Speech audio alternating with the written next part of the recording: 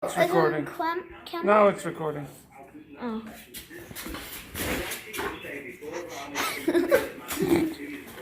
Christian song. Hello guys, this is a new car. Let's go.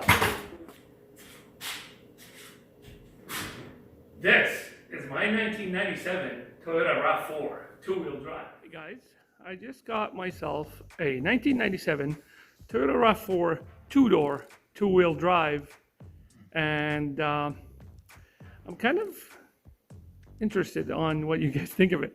I found this car on sale, and I kind of got intrigued by the fact that it's a two-door. Not many of them are out there. I found that the car does not run. The timing belt had snapped, so I got it on the cheap for that reason. As you all know, these or may not know, these engines have a non-interference. They're non-interference engines. So that means if the timing belt snaps, you are able to fix it up by simply putting another timing belt on and starts running again. So let's go for a quick walk around of this vehicle. Like I said, it's a front wheel drive 1997 with manual transmission. Has a very, very basic setup. Let's go to the interior. As you can see, not much going on with this interior right here, except for the fact that it has a CD player. In 1997, this car had a factory CD player with a Toyota logo on it. So that's pretty neat. The car has regular HVAC controls, does not have AC. It has a bunch of blank buttons, which means this was a very basic vehicle back in the day. On the other side, you'll see it has a dim switch and a bunch of blank switches again. Interesting note that it does have a driver and passenger side airbags. Pretty good. The seats are just regular slide forward and back, tilt forward and back seats, but they are cloth seats and they have these cool little patterns on the middle section of the seat, which screams 90s nostalgia. You do get one cup holder, some quarter slots, an e-brake, and an ashtray and a lighter, which I have replaced with my FM to Bluetooth receiver. You do get some nice handles on the door, pretty tough looking.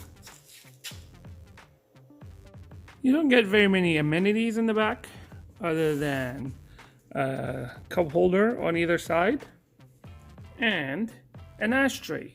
If you were a smoker in 1997, you definitely had plenty of ashtrays in this vehicle.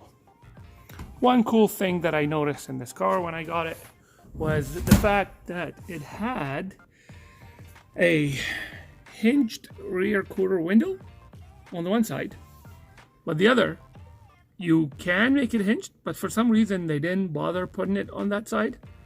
So that window is stationary and cannot be opened. I'm thinking maybe I can buy a hinge like this one or a latch like that one and fit it up, and maybe I can open it on both sides. The door does not have a lot going on for it either. Basically, you get a grab handle, wind down window opener, and three little compartments, which I find very handy actually, because I use the different compartments to house different things. Like there, it's glasses, here is nothing, and I usually put my wallet in this one. So that's pretty cool. And you get a speaker, so why not? As well, you get the cool 90s pattern.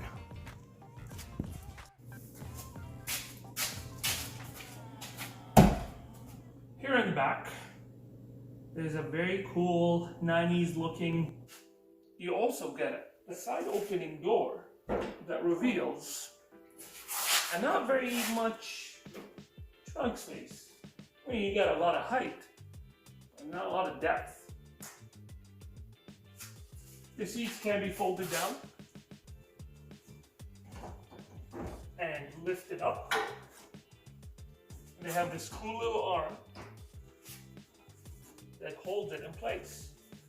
And now I have quite a bit of space. Very nice. I can relax in here. The top of the vehicle has some cool roof rack bars that stick out pretty high.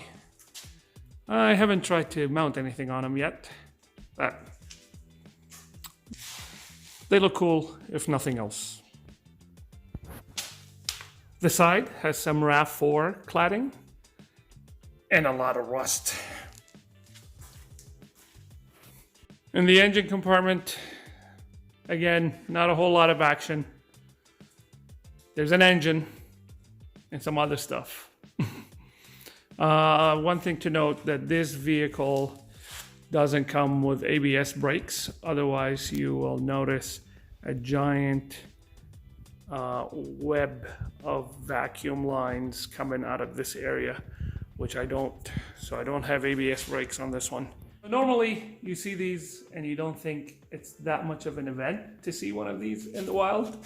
But for these two-door versions, I find them to be more and more rare nowadays. And it could be a modern classic, maybe a future classic. Who knows? I do like the body line of the car. I think it's really quote-unquote cute. It does not take a lot of footprint in the garage. Parking it makes it is easy. It's actually not bad to drive with the manual transmission. It gets up and goes. I mean, it doesn't lag behind traffic or anything like that. I do have plans to fix up this vehicle a little bit more, maybe enhance it a little bit. I've already started with the timing belt. I've redone the wheels to make them a little bit fresher, put new tires on it.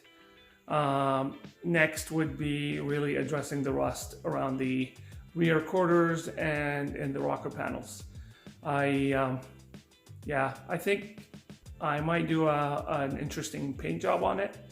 I don't think it's a wrap job. I'm torn behind just finding a satin colored paint or go with a tintable bed liner on the outside. I'm definitely refurbishing all the plastic cladding that's around the bottom, and then obviously fixing the rust, and then going ahead with that paint job. So again, if you're interested in seeing more of this car, please let me know in the comments. Drop a like, subscribe if you're new here. I would appreciate more subscribers. Grow the channel. Thank you, and see you next time.